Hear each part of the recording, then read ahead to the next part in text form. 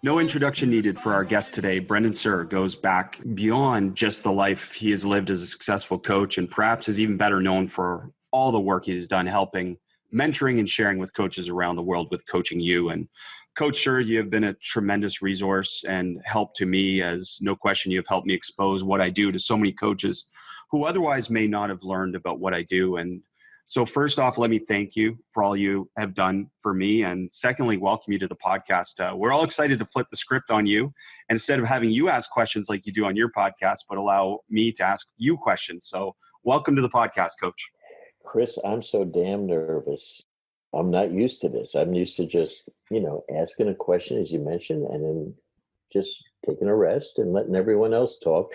Now I'm nervous, man. I prepared for hours last night for this, knowing that I was going up with your questions. So let's go at it. That's old stuff. So, Coach, let's start off. I mean, you've been blessed. I mean, you've had so many opportunities at so many levels of basketball to be able to observe practices and interact with coaches through mentorships, or obviously as a coach yourself. But let's maybe start with the high school level, and then we'll go up to the college and NBA level. But can you talk about a few things, maybe 2 to 3 things that maybe at the high school level coaches are not doing, or, they're not doing enough of, for them to be able to make a bigger difference within their program? What are some of the things that you think coaches are missing that they should spend more time on?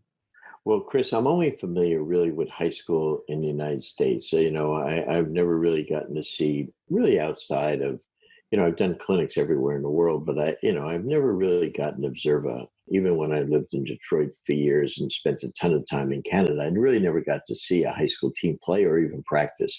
So, but based on what happens in the States, resources are always a problem. Certain schools, private schools make huge commitments. Some public schools, they just don't have the money or the facilities. And so rural teams, as opposed to inner city urban teams, it's a big difference. But I think, and then what has happened now with the AAU basketball, when I was growing up, my high school coach was U.B. Brown, the incomparable Hall of Famer U.B. Brown. And my God, I mean, I thought everyone had U.B. Brown coaching him, because that's all I knew. And little did I know, I recognized as soon as he coached me and touched me literally for the first time, I said, my God, this man is incredible. And so, but the high school coach back then was the most important figure. He was the most important figure in my life. The reason I'm coaching now is because of UB. My high school coach influenced me that I want to be like him. And he was a teacher first. And so I think as a high school coach, my recommendation would be a teacher first. Many times back then, you had to be a teacher at the school. Now, not all the time.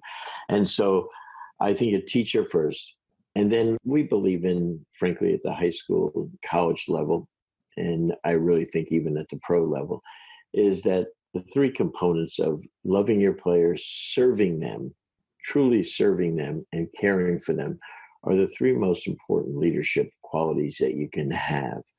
And so, I think it's important that you teach the fundamentals at that area, teach them how to play. I think a lot of times at the high school level, coaches, because they're not full-time professional coaches like we are, Chris, that, they're doing it, they're a teacher first maybe, and this is their little side job that they're getting, that they don't know everything that we know. So they're more concerned about developing a system rather than teaching the fundamentals. And I think that's kind of ass backwards a little bit. So that would be my big thing.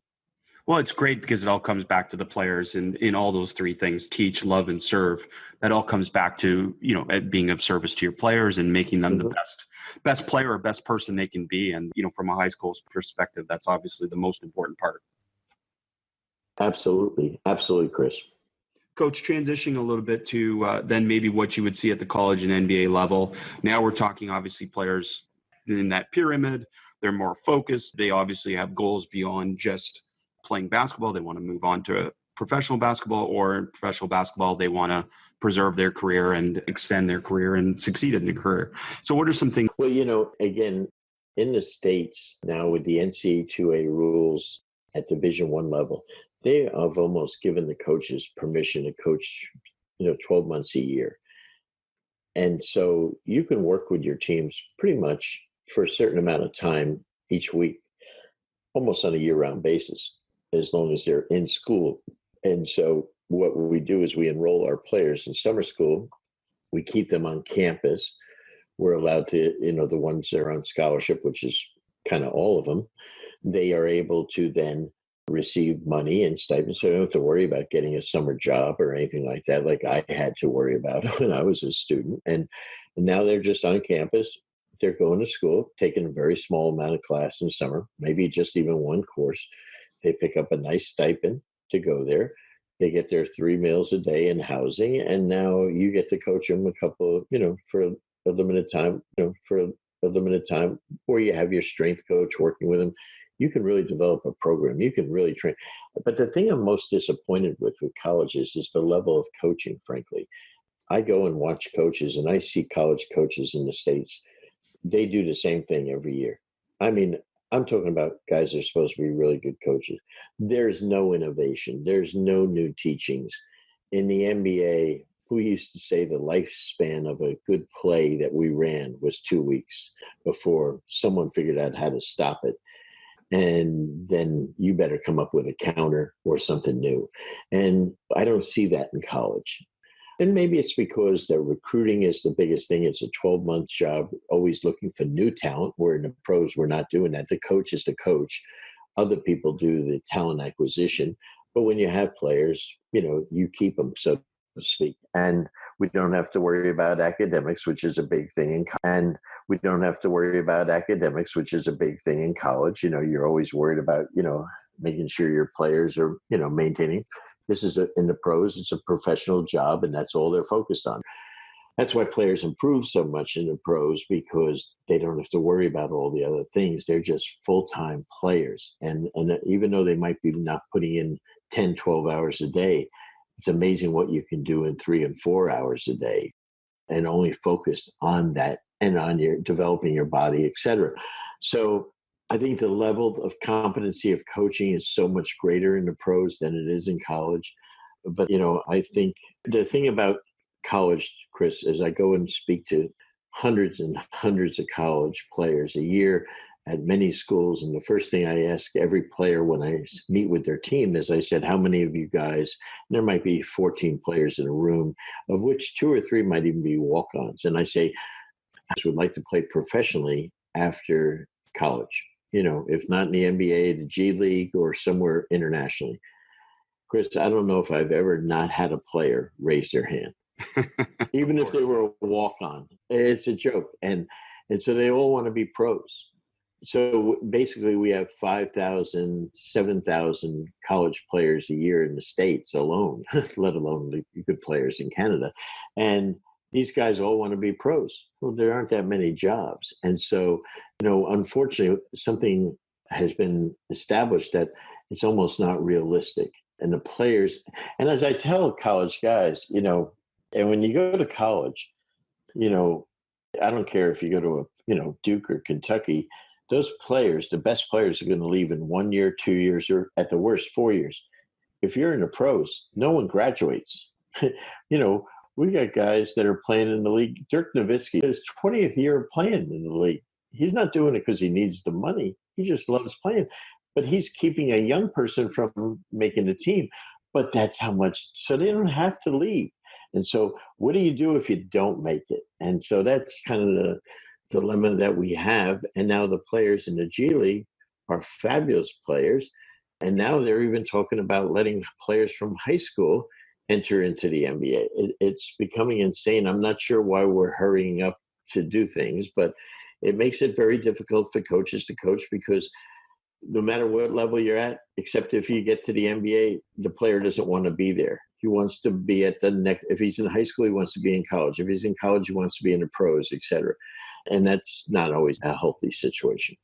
No, it's not. And it reflects back on, again, you talked about a little bit of the challenges for college coaches in terms of not being fully developed as basketball coaches. And I've always talked about fully developed as basketball coaches. And I've always talked about this. I mean, there's two things that I've noticed in my short time around the NCAA and NBA in particular is that I find that a lot of jobs are more about preservation than innovation.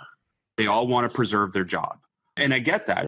That makes sense. And so what do you go back to is you go back to what you were taught, you go back to traditions that you followed.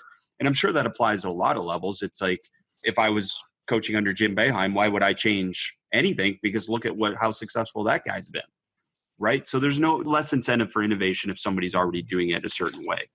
And then the other thing is what you talked about, which is ultimately all this is about service and what service are we providing for players? And that's great. And what are some things that coaches can do to get better beyond obviously attending a clinic, doing some certain things? Can you speak specifically about the mentorship model? Because I think that's the part that a lot of coaches are missing, is that there is tremendous value beyond your coaching staff to have mentorship. I've also heard from coaches that, oh, if I go get a mentor, my athletic director would look at me as saying that's a weakness. Yeah. Which is crazy because, again, we all need someone outside of our circle to help us. And you've been that to a certain extent for me, and I know you've been that for other coaches. Can you talk about the value of mentorship for coaching improvement? Well, I always say, I ask coaches, why do they need us?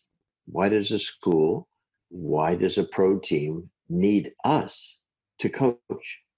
And my definition is our job is to take the player where they can't take themselves. And frankly, Chris, it's the same thing as a parent. It's our children, and you got great ones, man. The role of a parent is to help take your children where they couldn't take themselves. If there are no parents, as super as your little babies are, they're not babies anymore, but as super as they are, now, now, if there's no one there to help them, guide them, they're going to struggle. And it's the same thing. I don't care if I'm coaching Isaiah Thomas or Michael Jordan. They need someone to help them. And that's why you see in golf, you see, all the great pros, they have their own coaches. They even have a mental skills coach to help them. So I think basketball coaches, they're so insecure, many of them, they're so paranoid. I look at it like Canada does have certification for coaches. The U.S. doesn't. Can you imagine? Yes. We have this billion-dollar industry, and you don't have to be damn certified to be a coach in it. I mean, that's just mind-boggling. Whereas my daughter is a doctor, and my son's in medicine, and I had to spend a lot of time in school, pass a lot of tests, and be certified. And if you're a lawyer, a lot of tests and be certified. And if you're a lawyer, the same deal. But yet you can coach a team, make $10 million at the NBA level, and you're not certified. And so you can be a college coach and make $2, $3, $4 million or more and not be certified. To me, that is asinine. And more importantly, in any of those great professions like medicine or law or accounting, etc., professional, you have to keep getting education, continuing ed, so to speak. And that's what guys like you and I provide for people. I am been coaching 46 years now, and I coach the best coaches in the world. I teach the best coaches in the world. I go around the world teaching, but I am on a journey to learn. I am always trying to learn. I pick your brain. I pick everyone's. You know what? That's the beauty of life. I've learned more basketball in the last 10 years than I knew when I was winning world championships. The best part about the interaction from sharing is that I've been given back so much. Yeah. And it's been incredible. And I can totally agree with that. The other part that you touched on there, which is certification. And certification doesn't mean you're qualified, but it does mean you went through a formal process. And Canada certainly has that, but I think a lot of places around the world have that. It's not just unique. Yes, no. The States is really the only one that doesn't. And it's amazing because it's so true that really most coaches, and this isn't through fault of theirs, it's just the system, but most coaches in the NCAA level start coaching after having played. So They had no formal training, and their training it's got to be through self-motivation and self-learning. And the hope is that they do that, but obviously a lot don't. So that's where you see this lack of innovation and this lack of probably coaching development in a lot of ways too. Well, there's several parts of coaching. Coaching is not. This lack of innovation and this lack of probably coaching development in a lot of ways too. Well, there's several parts of coaching. Coaching is a nice term. It's a positive term. If you say to someone, you're a coach, that's usually pretty good. People, they like that. And so, let's say we're sticking strictly to basketball. There's the X and O part of coaching. You and I would call a little bit of the science of coaching, developing a style of play, a system. And my God, I'm putting together right now all of my X's and O's.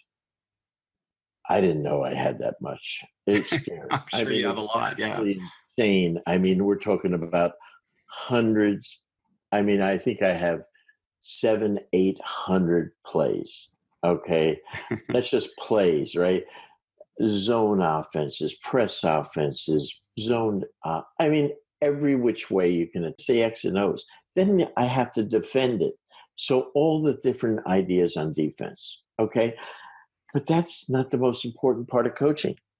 Okay. The most important part maybe is what I call the art of coaching, which is the part of, we talked about earlier, the communication, the developing trust, developing relationships, really convincing the players that you are totally authentic and that you love them and that you're really there to help them develop to become the best version of themselves.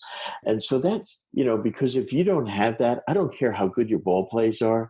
If you can't connect to players, don't understand players, if you win, it's an accident, okay? Or your players are so damn good, they're winning despite you. And so that's the art of coaching. Then there's the mental skills part of coaching, which 99% of us aren't equipped for. Many of us that are coaching didn't even, kind of psychology it was, schizophrenia, all that kind of stuff, the psychological diseases that people have, paranoia, et cetera, which is something that a lot of coaches have. But the positive psychology is what we need to become masters at, teaching people how to really connect to them, but be positive. And then the basketball development.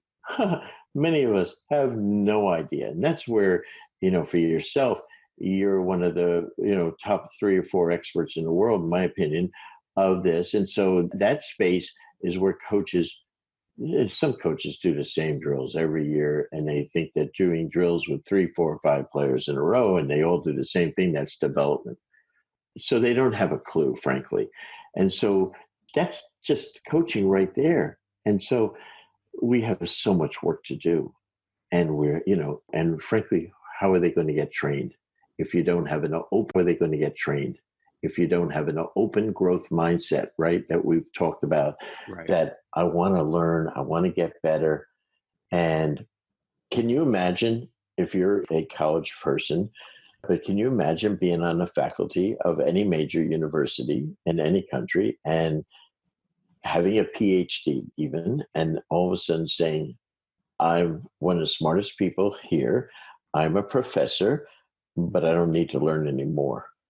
The thing about the space that you and I have now and using the internet to communicate is we learn something and we teach it the next day to someone else. You're not reading my book or your book from 10 years ago of what we did and how great it was. When we learn something, we're teaching something new to people right away. That's learning to me. And so that's an exciting space for me to be in. And that's what I love. And so that's an exciting space for me to be in. And that's what I love about it. But that's the frustration of our coaching profession. Yeah, real-time sharing. It's just opened up the door. And another thing you talked about there, which I want to highlight, is you talked about the art of coaching and having been embedded, with some NCAA programs and some high school programs and some NBA programs over the last little while.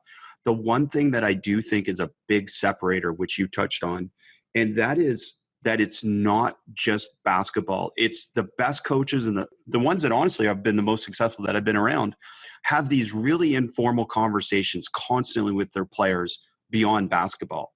Like they just seem to have this connection with their players that goes deeper than just, hey, I'm going to help you be a better basketball player. And I'm really convinced that that comes through these informal conversations. It's like, Johnny, how's your sister doing? Or, Johnny, how'd class go or something, telling them what they're doing wrong. I'm not telling them what they need to do better.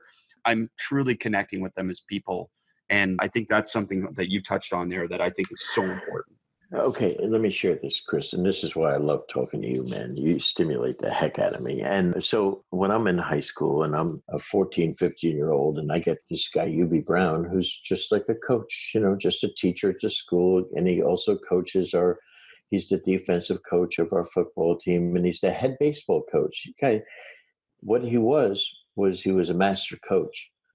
When I was coaching with UB, he became the coach of Atlanta Hawks. And when I was 27 years old, he takes the little skinny ass point guard that I was in high school for him, and he makes me his assistant coach with one of the best teams in the NBA. And I don't know what the heck I'm even doing, right? But and after like a year there, all of a sudden, Ted Turner, our great owner, founder of the UB, I'm firing our manager, and I want you to coach the Atlanta Braves. And Yubi goes, no problem. Yeah, because he knows he can coach the Atlanta Braves because he is a great baseball coach. And the NBA commissioner steps in and says, you can't be coaching two sports.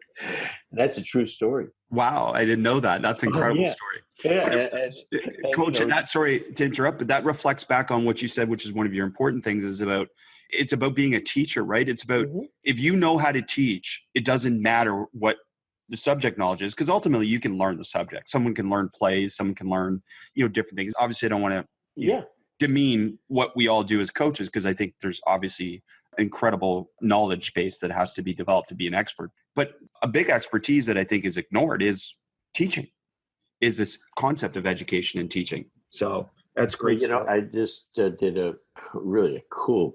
So that's great. I just did a really cool podcast with Tommy Amaker, the great coach at Harvard. And I thought that would help my IQ if I talked to someone from Harvard. Tommy's been a friend for 30-something years. And when we're talking, I said, what is coaching? And he said, teaching.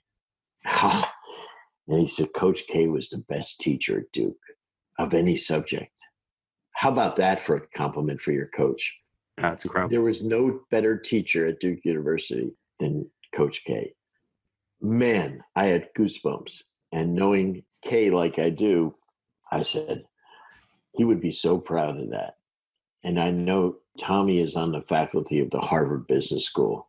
And I'm telling you, he's more proud of that than being the Harvard basketball coach, because he's teaching leadership and ethics in leadership to graduate students. That's pretty cool. And that's graduate students. That's pretty cool. And that's what we're so much capable of. And that's when I see coaches in the United States, for instance, college coaches that are going through these FBI investigations and NCAA probes. It bothers the hell out of me because, how can you tell your players to do stuff when you can't even be honest and ethical in what you're doing? It bugs. That's why I've always said, Chris, the highest form of pure basketball is the NBA, because there's no cheating. Every player is paid a contract, and every coach is paid to win. And if you don't win, you're going to get moved. But at least we know the rules, and there's no cheating. All the NBA coaches, all 30 of us head coaches, we all get along. You know why? Because we don't recruit against each other. There's no problems. It's really interesting, But it's such an important distinction. And again, a lot of us may never coach at the NBA level, but I want to say that your expertise or my expertise, and I'll be honest, my expertise is because people just don't know. People just don't know some of the stuff that I'm sharing. And I'm kind of surprised by that constantly, because I've spent time with this information for a long time about decision-making or skill acquisition or motor learning, but it does come back to the informality of so much coach education, where it's just learned through passing on traditions rather than, again, like any type of formal process and learning. And, those are the voids that you filled so magically. But again, it speaks to that. And it's actually been an incredible eye-opening experience, because I think before I got into this space of sharing, I didn't realize that some of the knowledge I had was not known. Well, here's one of the things that happens to me now is that the beauty of working for yourself, like right now, for many years I worked for an NBA team, a college team, etc. Now, maybe as I wrote in one of my blogs recently, there might not be a happier coach in the world than me because I get to wake up every day and do what the hell I want when I want. Okay. And that's pretty cool. And so I might be on the phone at 11 o'clock at night, but I might be talking to a coach on the West Coast about something that's going on. And boy, I go to bed with a smile saying, you know what? I helped someone tonight. Or I might be taking a call at 6 a.m. from someone on the East Coast that's having a rough time. And this is the only time he's got, or he's on a drive when he's going recruiting and he calls me. And you know what? It's very fulfilling. Or I get to watch a game and pick up some new plays. I get to do what I want when I want. And with the overall thing of how can I help men and women coaches improve and get better and love their profession as much as I love and you love, and if they do love their profession as much as we do, then boy, their players will be the beneficiaries. Well, the passion component, right? Again, it doesn't take long to see that at a practice. And people say, I know this old traditional thing about you should be able to go to someone's practice and, tell the three things they emphasize or whatever. And certainly to a certain extent, I believe that. But more importantly, the one thing I can tell right away is their passion. Like their passion. I'm not talking about their energy, the vibe. I'm not talking, do they love what they do and do they demonstrate that to their players? Because I think sometimes as coaches, we're afraid to demonstrate our love, right? In terms of those human interactions, but also in terms of our love of the game. And I would hope the one thing my players always say is that, man, I just geek out. I love this stuff.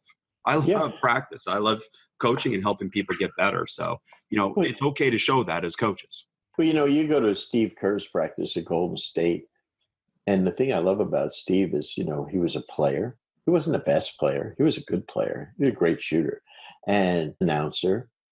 And, once you're an announcer in the NBA games, then you qualify to be a coach. And so then he becomes the coach of Golden State. And we'll leave that hanging, Coach. We'll leave that hanging. I want to do that. That's like one of those chings, that people are really serious listeners are picking up on saying, oh, wow, I can't believe it.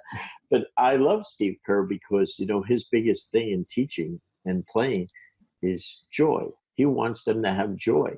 And he gets pissed off when they're not having the joy that they should have, playing this incredible game, getting this insane money, and they have attitudes and aren't playing the right way, so to speak. And I love that about him. And you go watch Brad Stevens practice, and he's been a faculty member of Coaching U for years. And you think Brad's like, just a hall monitor. He's standing there and he's not doing anything and he's not yelling and screaming. He's got it on cruise control because he has this different style. So one of the biggest things in coaching, Chris, that we really need to emphasize, and the best tip I ever got in coaching was from UB Brown. When the first day I'm at practice with the Hawks, and Mike Fratello, the czar, the telestrator's the other assistant. And I'm so nervous. I don't know what the hell I'm even doing there. And Yubi walks up to me, and I idolize this guy. And as I walk up and we're ready to start practice, my first practice in the NBA, and I'm going, okay, what, he walks up to me and he goes, hey, be yourself. Don't try to be me. Being yourself is good enough. That's why you're here. It was like, oh my God, it was so liberating. And that's what I've been for all my years. I haven't tried to be anyone else. I just been myself. And the players that I'm fortunate enough, blessed enough at every level to coach respond to that because they know it's who I am. And I happen to have a skill. It's who I am. And I happen to have a skill set that just cares about people, loves people, relates to people, even though I'm considered to be an X and O genius, so to speak. That's a bunch of BS, but I would rather be considered someone that the players can really connect with. And that I also, I think one of the great things you have to have, if you're going to be a good coach, is you have to have credibility. That when you teach something, you teach it right. When you tell them something, it's right. And, and I think that goes a long way. And let me tell you one thing. First practice I ever had with Ben Simmons, who's one of the 10 best players in the NBA. And when he's at LSU, I get hired because they had promised him that they would get him ready. He was going to spend 1 year at LSU. They told me we're going to spend 1 year there, but you got to make sure it's a wasted year, that you have someone that can teach him how to be be ready for the NBA. Eric Musselman, the great head coach in Nevada, Yep. is on the staff. Eric Musselman becomes the head coach in Nevada. They don't have the person there to teach him. Eric Musselman and I worked together with the Orlando Magic with Chuck Daly, really close friends. I had convinced him to take the LSU job because my daughter went to LSU as a gymnast. So I told him, you go there, you'll have a great experience. And he did. So now he's telling the head coach, you got to hire Brendan. He'll be great. Except we didn't know each other, the head coach and I. Right. And so he gave me the job at the end of July. August 1, we started practice to go to Australia for a tour.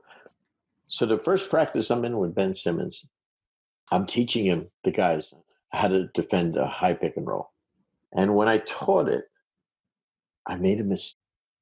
And Ben Simmons says very respectfully, Coach, don't you mean this? Because the day before, that's what I taught him. And I go, you're absolutely right. 75, 80% of the coaches in America would have said, hey, shut up. This is the way it's done. Even if they were wrong, they would have said. Dave Smart is one of the best coaches in the world, and now you can learn from him with never before available access. 3 all-access practices and 1 defensive coaching clinic are available at davesmartbasketball.com. What makes these all-access practice and clinic videos so unique? Dave Smart has won 12 national championships and has a winning percentage of 92%. Dave Smart's force weak hand defensive system is world-renowned and has never been shared in this way before.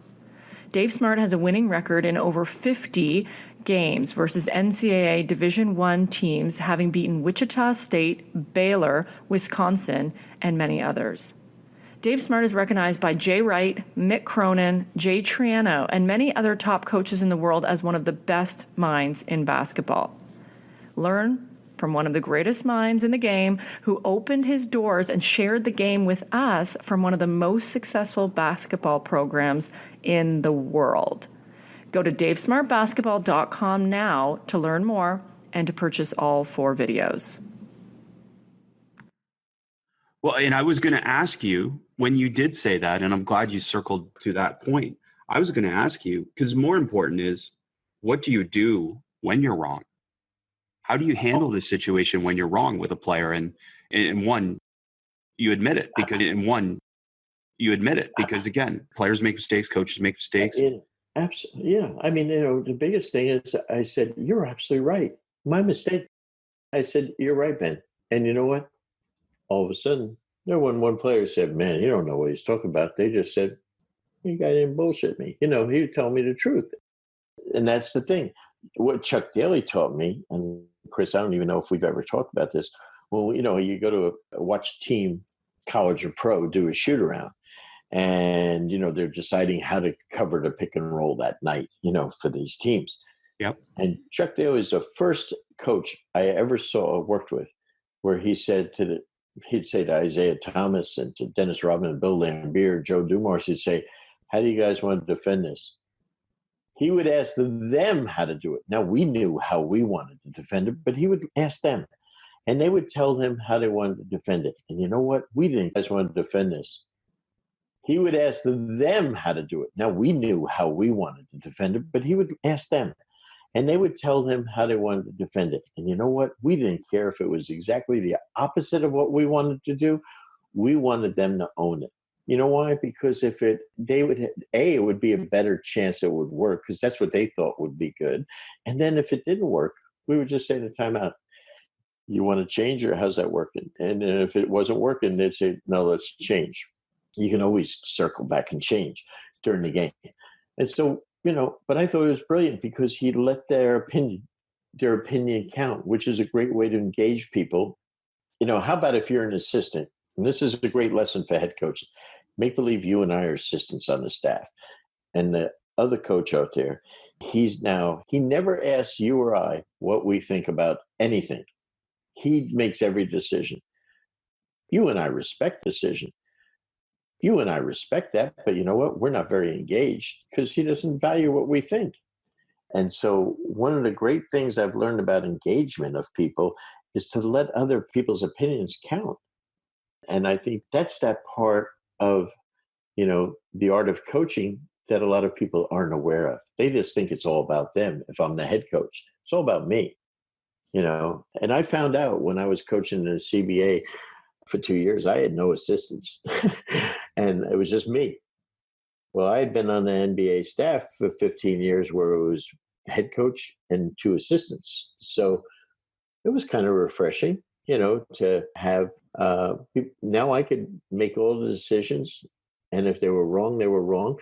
But boy, you know what? It got lonely up there because there was no one to turn to and say, hey, what do you think? Especially if we were getting our ass kicked, but it's a great lesson. Well, it's a magic in this, and that was let others' opinions count. I mean, what an important message. And so much of what we do as coaches, and I've certainly done this, is that we react in defense of our egos rather than react in the best interest of our players. And it's such a challenge because, again, like we put so much time into this. We put so much more effort than our players into planning the practice, creating the perfect drill, creating the perfect situation, the best play. Like we do, we just put way much more into it so that when a player or something doesn't work, we react so much in defense sometimes rather than to pause and understand that that's just reality. Sometimes stuff doesn't work, or sometimes you make a mistake, as you did in that Ben Simmons example. So such a tremendous message. Totally agree. Thank you, brother. So, Coach, what are some other things in development? Let's stay on this development path because, again, we're both so passionate about this. Yeah. What are some other things that maybe coaches can do to help themselves? I mean, beyond just finding a mentor, what are some other things? Well, one of my things, and I do a lot of clinics now around the country, and one of the things that I really tried to emphasize this year was the way coaches practice. And I really think at the college level, they're really practicing incorrectly.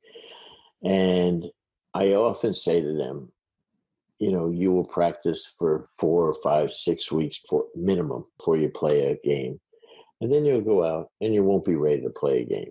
And that boggles my mind. Whereas you and I, we were out in Vegas last summer and we see this NBA Summer League. And those teams that you and I saw out there play pretty darn well are doing it on 2.5 days practice, not even 3 days practice. And they look like they've been practicing for 2 months. They're playing well. Plays, fast, organized early offense, side and under out of bounds. I mean, they got the whole deal. Totally agree.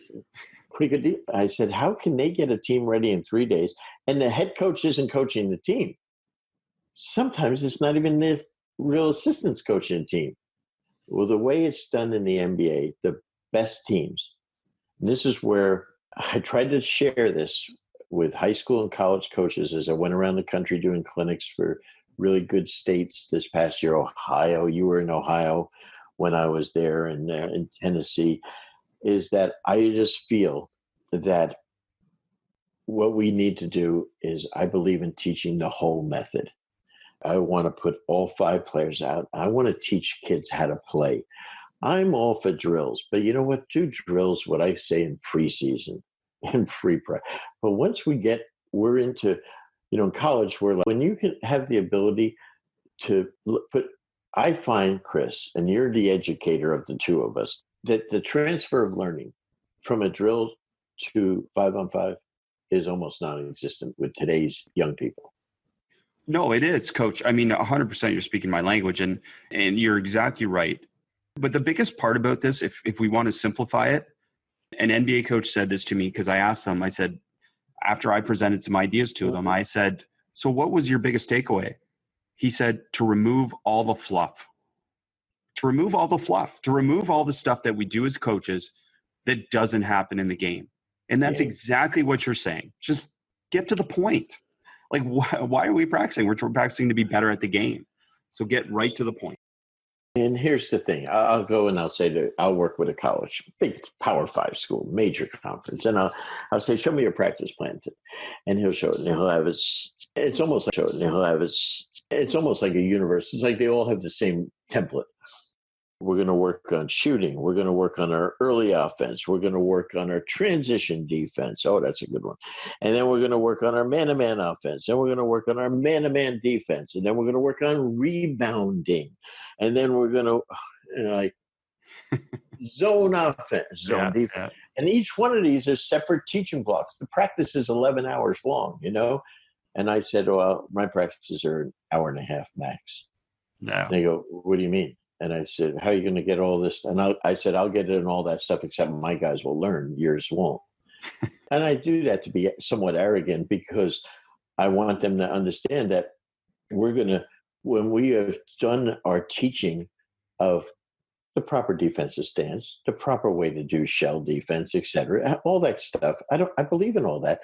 But now, when you shell defense, et cetera, all that stuff, I believe in all that. But now, when it comes time to play, I'm going to go out there and I'm going to have our team run our man-to-man offense. I'm going to have our defense play, let's say man-to-man defense.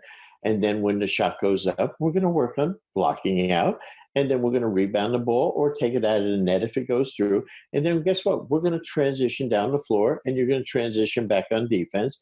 And guess what? When the ball goes in, we're going to take it out. We're going to come back. And then if it misses, we're going to rebound and come down. And the first team to score 2 baskets, that game ends and we start again. I called Chuck Daly called it a controlled scrimmage. I get to do everything. I want to start with a side out of bounds play, an underneath out of bounds play, a full court press breaker.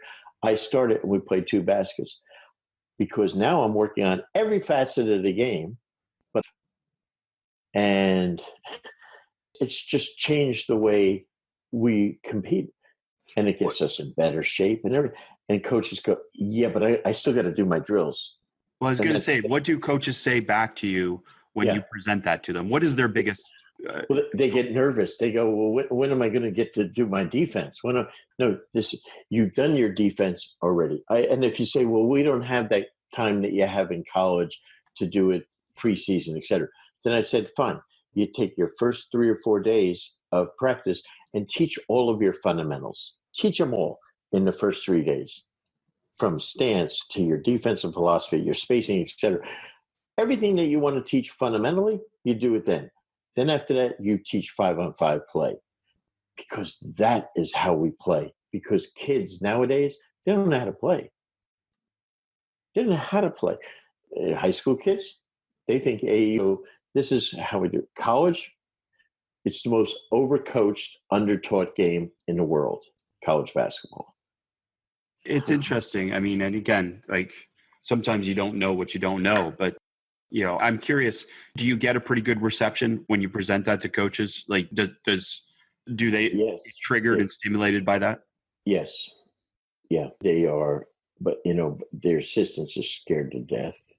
Here's the thing. Chris, they don't know any better. Right. It's like if you went to some kind of school that taught something bad or wrong for all these years, and every coach you've ever worked for has been at that level of thinking, they don't know any better. And when you don't know, you're scared. And so, do they get what I'm saying? Yeah. Can they argue with my results? Hell no. But they're scared. They're scared and what happens? If they lose a game, they'll go to doing the old way and they'll go backwards. Because they always go back to what they know, even though it's wrong. Yeah, no, Coach. I mean, I just want to share I think that's exactly what happened. Even after coaching you, like I had a lot of NCAA coaches reach out and ask me questions and different things like that. But a lot of them came back to the fact that they just said they just weren't fully comfortable. Even some of them said, well, I totally believe in this, but I'm not fully comfortable to do it. And I get that to a certain extent because, again, it comes back to what we said. It's about preservation more than about innovation. And aging is hard. I love that term, by the way, preservation versus innovation. That is right on the money, because that's the thing. That's why what is more boring, Chris, than doing the same thing every day? That's what they do. They do the same thing every day. They have the same recruiting meetings. They do the same crap. And then all they do is they go and they run the same practice. Talk about, shoot arounds. There's, that in itself is a science, and half of it is mental. And when I've been fortunate enough to coach some bad teams, but I've also been fortunate enough to coach the best teams in the world. And one of the things I learned coaching with Chuck with the Pistons is, that's when they were starting to really get into shoot arounds in the NBA. And so we would be playing, a team. And, again, we play teams more often than you do in college. And literally some days I would just say to the guys, okay, hey, if the ball goes into the post, we're going to play the guy straight up on all pick and rolls. We're going to hard hedge. And that's it. We're not going to run through any of their plays because you know what to do. And you know what it did? It gave them confidence. I think shoot-arounds at the college level, it shows the coach's fear of the opposition. I've worked with college coaches that won't even show what the hell we're going to do on offense. Can you imagine going into a game and we're not even working on, if you're in pro football in the States, Belichick's got his offensive team working on what plays they're going to use in the Super Bowl, and the defensive coordinator is working on the stuff they're going to use to defend the other team. So they're mentally saying, we're concerned about what we do. And that's what I think, that's the old John Wooden philosophy. I'm going to worry about us, not the opponent. And I think it's the opposite nowadays.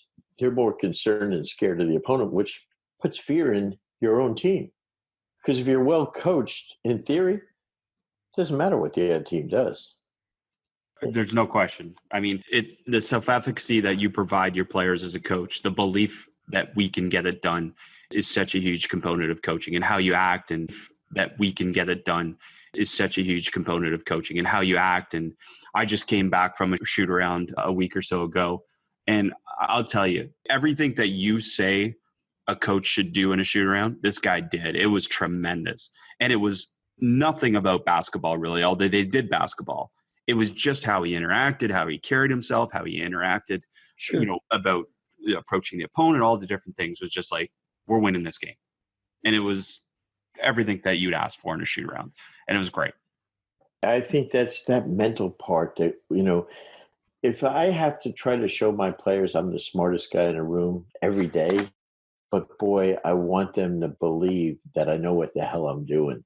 And that under pressure, I have a huge feeling that the notoriety of a coach, comes from your players' execution under pressure, not my coaching ability, the way my under pressure, not my coaching ability, the way my players execute under pressure. And the player, Kevin Durant, etc., their notoriety comes when they execute under pressure, aka the playoffs. When they perform in the finals the way he does, that's when his notoriety goes through the roof. And so I think it's about, how do I get my players to perform under pressure? Guess what? You don't do any drills. These drills, I mean, you and I have seen guys do drills that are, incredible in practice. And you and I have never seen that situation in the game. Or that same coach that does those stupid ass drills, I'll go watch this team get pressed and they'll throw the ball away every time. And I was saying, wait a minute, you did this pressure passing drills, because it was a drill. The guys, I want to see it real time, 5-on-5, 4-on-4 shell defense. And so the first thing I do with a college coach is say, you're not going to play with 5 this year? He goes, oh yeah, but this is what, well, I said, but you can't do a rotation with 4 players. It takes 5. I can design an offense to be 4-player rotation every single time. I said, so you got to get all 5 players to understand where they go. If 4 players are out there, the wrong guy's going to be rotating. I said, so we're teaching defense with 4 players. What a stupid thing to say. I understand if you want to do that the first 2 days to show about spacing, fine. Have some fun with yourself if you think that's great. But I believe get the of the opponents that you play in any league that you play, put the 10 or 20 best plays up that you're going to go against that year in your schedule, and that's your shell drills. So if you're playing against teams that run middle ball screen, horns, ball screens, side pick and roll, floppy action, shuffle cut offense, flex defense, those are your shell drills. You're defending that 5-on-5 action. Well, which comes back to the fact that, Coach, then you don't have to spend as much time on specific opponent prep. In the shoot around. Exactly right. Yeah.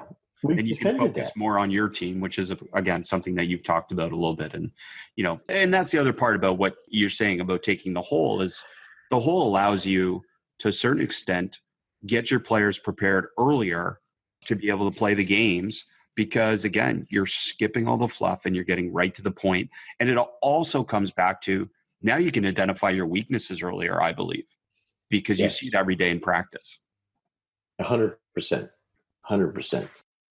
There's so many things in basketball. And then those same coaches that will give me all this stuff about how sophisticated they are will have visited them in September and told them as a staff, guys, you have to make a decision prior to the season. What's your philosophy going to be when we're up 3 and there's under 10 seconds to go? And then I watch them freeze when it happens and they don't foul the guy and they make a 3-point shot and they tie the game up. And I'm laughing. I'm saying, you did not make a decision back then of what you're going to do. Something that is incredibly basic, 2 for 1 college basketball, they might as well tell them 5 for 1. They have no idea what I'm even talking about. They have no idea how to even get to it. They don't believe in it. They have no idea how to even get to it. They don't believe in it. Okay, fine. That's fine. Special situations, they're going to, side out of bounds play or, you got 25 seconds. We do this I run a coaching program for NBA players every year at the Top 100 camp that the Players Association runs. And I have 20 active NBA players that are in my program to learn how to coach when they're done playing. And we have 5 days of coursework. You would love it. 5 days of coursework. And then they go out and apply it. They coach the top 100 high school players in the country. How's that? You're a high school player, one of the best kids in the country, and you're being coached by Rajon Rondo, Luke Walton, Kevin Ollie. Those are guys in my program. Great program. What a concept. What a great concept. And so what we do is now we do exercises where here's one of our exercises, timeout. And I give them like 7 different situations, with 14 seconds to go or 18 seconds to go, you're down 3 points. What do you do?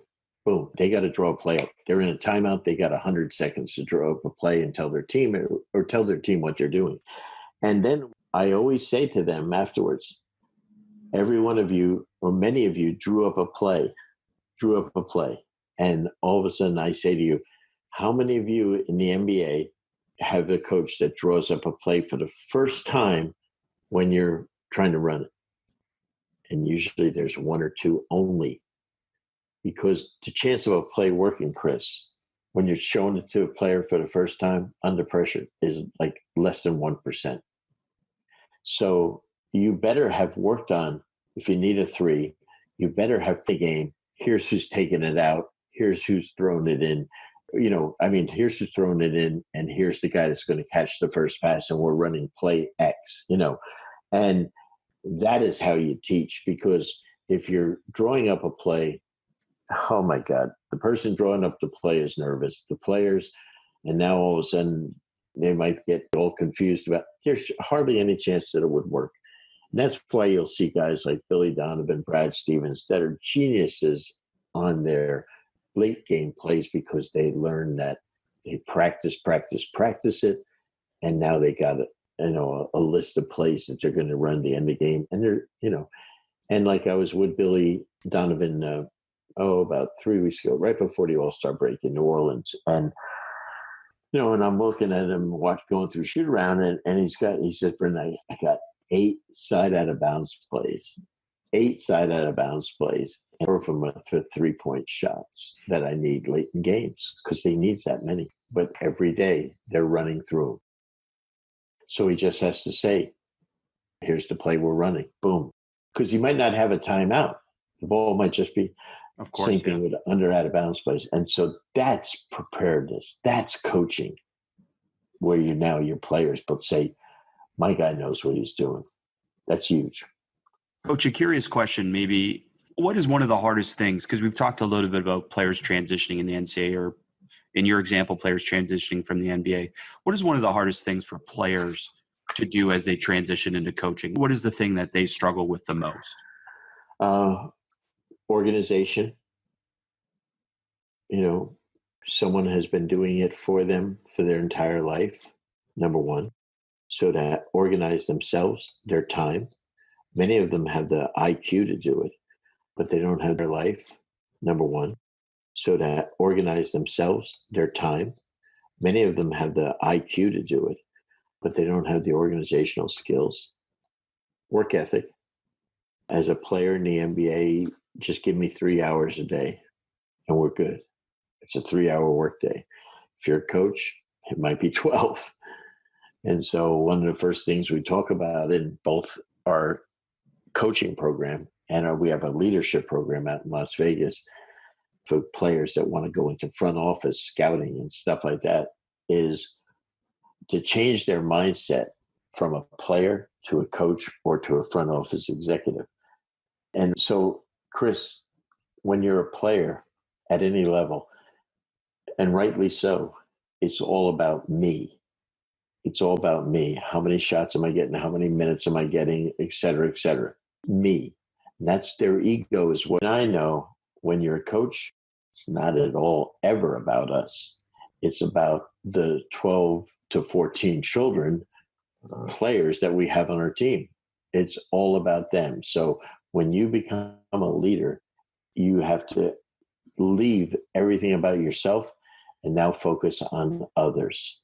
And that is something that they really have trouble doing. And when they do get that and they get comfortable with that, then they really have a chance to excel. That's really insightful. And I guess in retrospect, it makes sense. Like it's bang on for what you would expect. And I think a certain amount of that is important for a coach to understand, because I think it's important for coaches to explain to players some of those things in advance so that they understand and maybe possibly have a little more empathy for how hard coaching is. Because I say it all the time to my players in the sense that it's like decisions are based on the team. And it may not align with what you want for that one person, but it's what I want for the team or what we think is best for the team. And that's a completely different deal than, as you said, focusing on the one person. Yeah. And, players inherently are selfish. Okay. That's just, kind of who they are in any sport. It doesn't matter. And so I remember, when Chuck Daly when we were with the Pistons, I remember him saying, every one of you guys wants to play 48 minutes and you all want 20 shots. It ain't happening. Okay. It ain't happening. Okay. So here's the deal. The best players are going to play the most. The guys that score the most are going to get the most shots. The guys that defend the most are going to get to play. And the guy that's the best offensive rebounder, he's going to get to play a lot too. And so he would show them. And if you come in up and you play well, you're staying in. And I'll tell you what, and that's the way he coached. But you know what? He explained to them. And I think a lot of times, a lot of coaches don't communicate. And that seems to be a theme of kind of everything that we've talked about here is just how much communication is involved in being successful in coaching players, and especially in making connections that matter, in those moments when you've got to get through to them. And, again, so much wonderful stuff in terms of that. So, Coach, as we wrap this up, again, coaching you is just incredible. And I know you've got great big things planned for that. But can you highlight some of the other ways that coaches can connect and improve themselves through some of the stuff that you do? Well, I just think, I was on the phone with one of the great authors in the country this morning, Nathan Whitaker, and he's written all 8 of Tony Dungy's books. And we were talking about, he listens to even though he's an author and he's a football guy and a baseball guy, he said that he and Tony listen to every podcast. And I said, why? He says, it's great learning from other coaches who actually teach us about culture, leadership, and all the things that Tony believes in. He gets to hear them from another person saying it and solidify some of their, or they pick up some new stuff. So like he hit me this morning and said he just loved listening to Tommy Amaker. And, he had gone to Duke, Nathan Whitaker, and he said, God, he's just, he was brilliant to listen to him. And that's when you get real satisfaction, when your podcast, whoever thought when I got into coaching that there was no such thing as a podcast?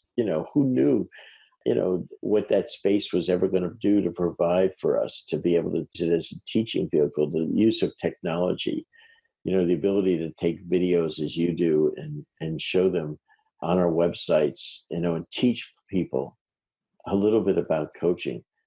But I think the biggest thing is that if you really want to be good at something, you have to make a commitment that you really want to learn and you want to grow and develop. And that's the thing that I encourage every woman coach and men coach. Don't give me lip service of how much you really want to get better and you don't do any of this. Don't tell me that. Okay. And as Brad Stevens, said at one of my events last summer, every young coach that comes and says, Coach, how do I get ahead? And then Brad will tell them some little teaching points. No, but I want to get like where you are, and so young coaches, they want to skip steps. They want to go to where, we've worked our whole life to get. They want to go to where, we've worked our whole life to get to. But you go back and you look at Brad Stevens, where he started as a volunteer coach at Butler, and you see where he has come and how he has gone. And that's when it gets to be, and you say, are you willing to sacrifice? Are you willing to do things that might even make you uncomfortable to really get better? Because it's not going to be a smooth ride. Coaching is a suffering business. And, just like anything in life. And you got to be willing to pay a price, and not a financial price, an emotional price. Is your family willing to pay that price? Thank God we both married gals that are committed to our success and really care about us being happy because they know that we're trying to help our families. But if you don't have a spouse like that, male or female, spouse that is willing to help you in your journey, it's going to be tough for you to make it. So be very humble, show great humility, have great gratitude, not just for the players that you coach, but also for the people you learn from. And, say thank you a lot, and I think, you're on your way.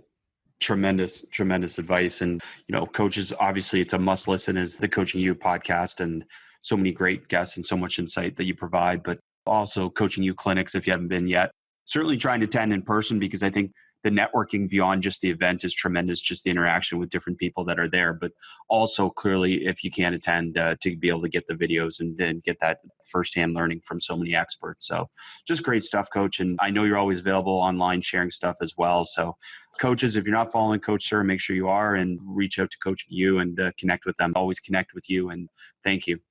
Chris, my pleasure. And I'm so proud of you and what you're doing and where you're going. And I think, that's what this is about.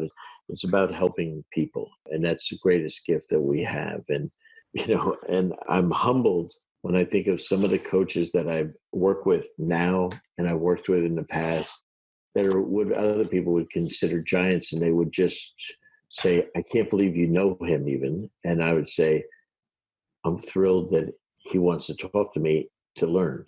And that's priceless. It really is. Oh, it's awesome. And Coach, we'll be seeing you around. Take care. Thank you. Chris, thank you, my friend. A quick interruption to this week's episode to let you know what you're missing if you are not currently a member of basketballimmersion.com. Basketball Immersion is one-stop shopping for video learning to stimulate your basketball coaching using evidence-based practices. Watch hundreds of videos covering BDT shooting, 0-second skills training, how we teach using small-sided games and a games approach to coaching, as well as team concepts and systems like trail trap, flow offense, two-sided fast break, and much, much more. NCAA, NBA, pro, high school, and youth coaches are amongst the thousands of coaches who are a part of our community.